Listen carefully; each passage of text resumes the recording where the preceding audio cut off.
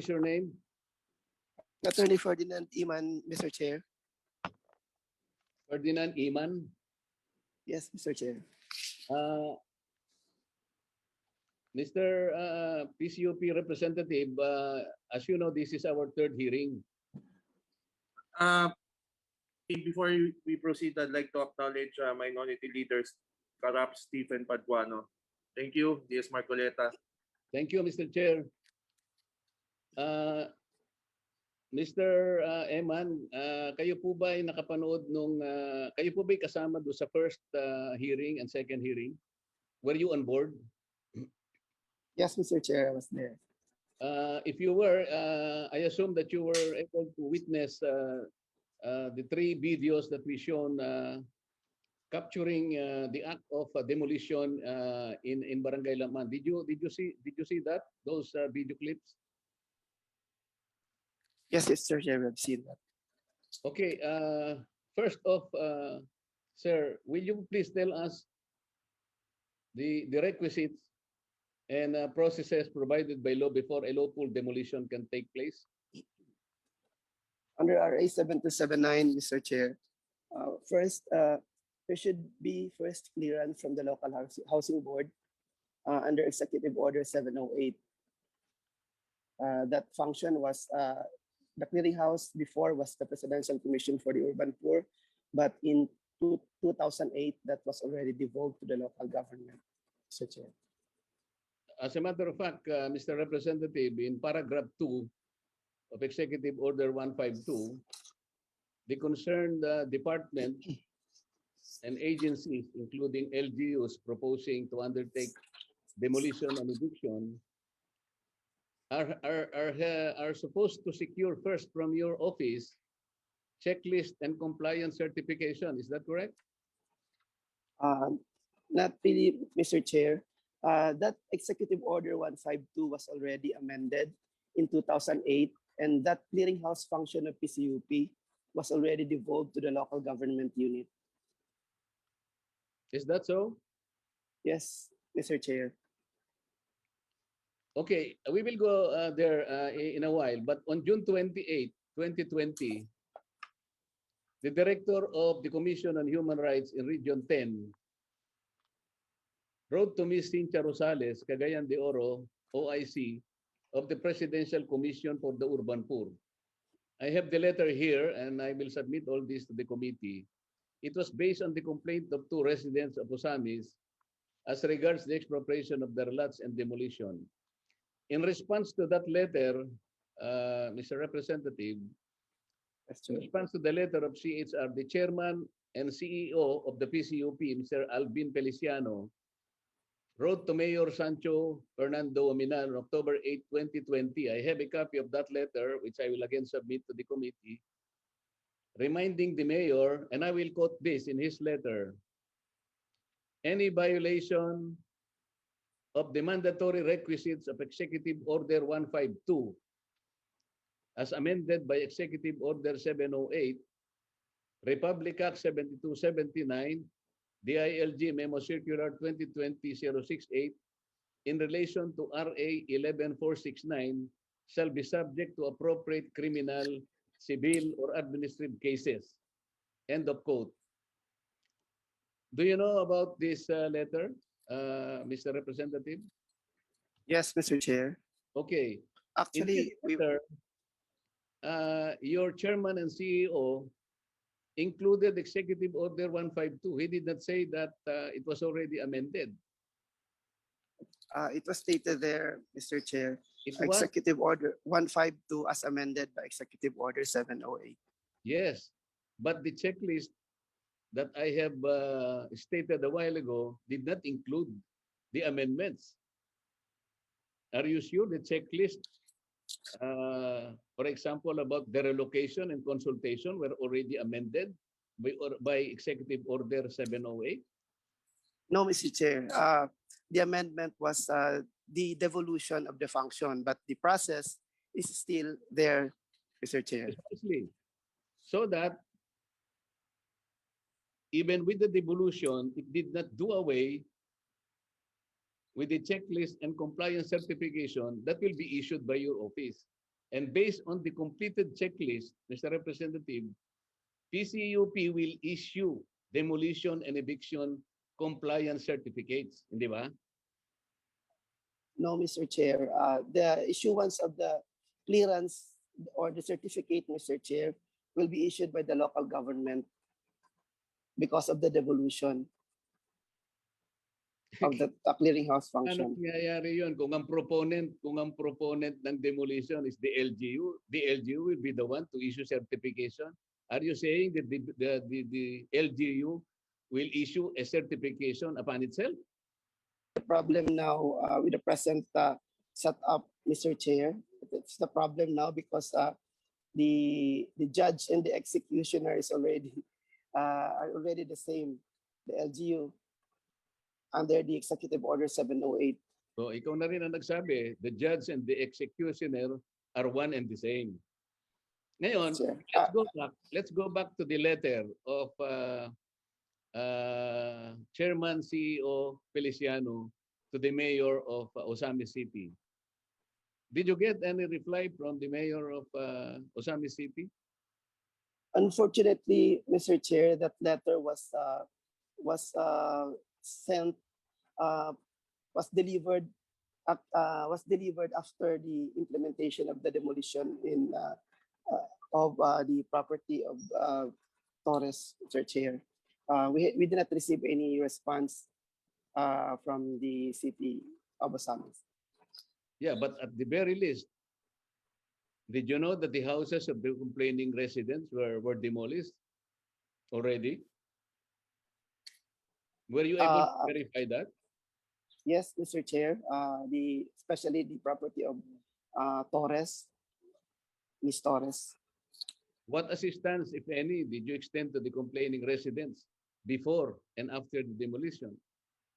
Actually, as I stated during the initial hearing of this committee, we already know the threat way back in 2018, Mr. Chair. So we advised them, since there is no case yet, we advised them that they should get a lawyer, because they already know that there will be expropriation case, so that they should get a lawyer so that they can defend themselves. And we became aware of the expropriation only during the pandemic, Mr. Chair, when we received request for assistance from Miss Lisel Torres. They did get a lawyer. Pero sabi ko nga, yes, Mr. Chair. nawala din, na-demolish din ang mga bahay nila. Is it not a fact na na-demolish din, even with your advice that they will get a lawyer because they're facing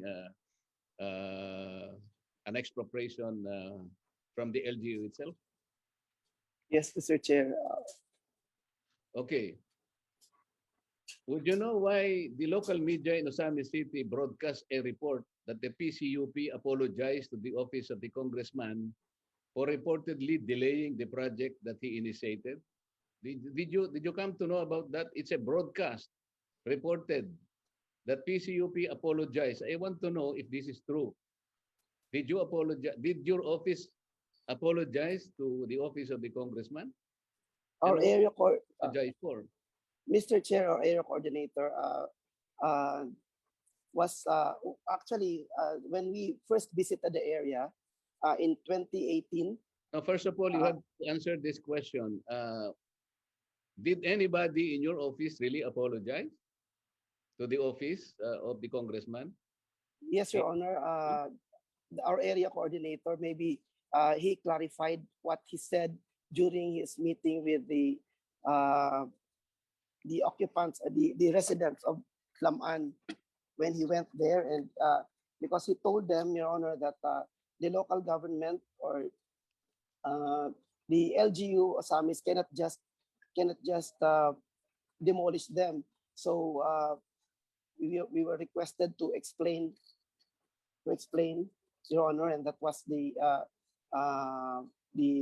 that is why our AC Carlito Echavez made explanation as to what he said, made clarification as to what he said during his meeting with the residents of Lam-An with a group of Miss Mary and Torres. So sinabi ni Mr. Echavez na hindi basta-basta makakapag-demolish ang LGU. Inasistihan ninyo sila sapagkat meron silang karapatan din, lalong-lalo na dapat masunod ang mga proseso na nakatakda kung paano ang isang bahay ay madidemolish. Tama ba yun, Mr. Representative? Yes, Mr. Chair. Ang So, information. bakit kayo nag-apologize? Totoo ba na may nag-apologize? I have not really seen the video of the apology when Okay, so ganitong gawin natin, Mr. Representative. Comsec, can you please show slide 1313?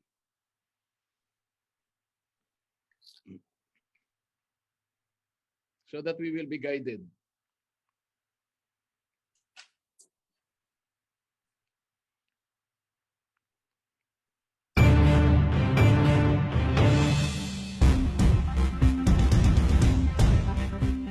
Maayong adlaw, kumusta? Ako si Dazzle Motigson, kanyang BC News Break. Commissioner ng mga officials sa Presidential Commission for the Urban Poor nangayog pasaylo sa mga barangay officials ug mga katawhan sa barangay Lam-An sa nahimong mga lapses ni Mr. Carlito Echavez, PCUP Area Coordinator sa Region 10, nga nakatigaw sa panaghiusa ug nakapalangan sa implementation sa landmark community housing project sa barangay Lam-An. Detalye sa mga balita ng dawato na sa report ni Bernal Tacson. Personal nga nakig-meeting ang 5 ka mga komisyoner o mga opisyal sa Presidential Commission for the Urban Poor kung PCUP uban ni Mr. Carlito Echavez ngadto ni Misamis Occidental 2nd District Representative Attorney Henry S. Oaminal dito sa South Lounge sa House of Representatives dili pa lang dugay aron mangayo og dispensa sa nahimo nga sayop ni Mr. Carlito Echavez ang PCUP Area Coordinator sa Region 10 sa pagtambong sa usa ka public meeting uban sa mga homeowners sa Purok 6, Barangay Lam-An nga direktang makabenepisyo sa paghahimuon nga usa ka condominium type housing project sa gobyerno nga may reklamo nga sila gidaog-daog sa gobyerno ug nga sila ang papahawaon sa nasangpit nga dapit nga ilang gipuy-an karon tungod sa paghahimuon sa usa ka condominium sa nasangpit nga dapit. Nakadawat ko o text, nagpaila sa pangalan nga Neri Catherine. Nag-invite kung pwede maka-audience ba niya kay na sila konsulta ng problema kay for demolition daw sila sa ilang ipuyan. So itong kay bakante man ang September 13, ikihan ako ang iyang schedule. So, i-text nila ang venue kung asa. So, ito ko ang mga oras sa... Giangko ni Mr. Carlito Echavez nga dili kadto niya official travel og siya nasayop sa pagtambong sa nasangpit nga meeting ug nag-auhag pa siya sa mga residente sa pagsumbong sa 8888 nga wala una magpakisayod og magkuha og tukma nga kasayuran may kalamot sa nasangpit nga condominium type housing project gikan sa mga barangay officials ug ni Working Congressman Henry S. Oaminal nga mao ang naningkamot nga makakuha og pundo gikan sa national government aron mahatagan og disente nga balay kapuy-an ang 102 ka mga informal settlers sa barangay Lam-An, Ozamis City. Thank you, Mr. Chair. Si Mr. Echavez were entertained in the South Lounge of the House of Representatives by our colleague Diaz Romero. Yan na.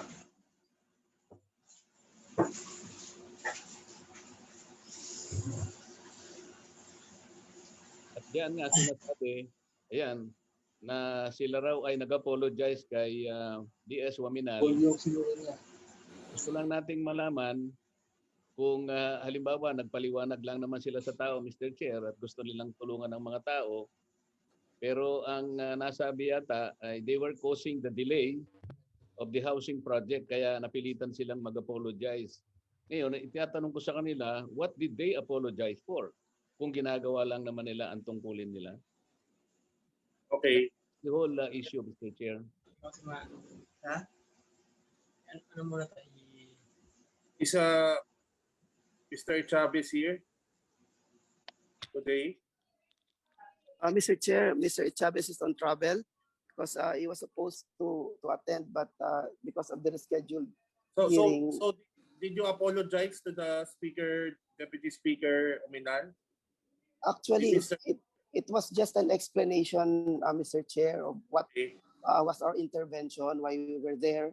Well, we just made clear that we have no intention to delay, but we only explained that there is a proper procedure when a local government or any agencies of the government will implement administrative demolition or even court order. When was this meeting, Mr. Iman, in the Uh, South Lounge?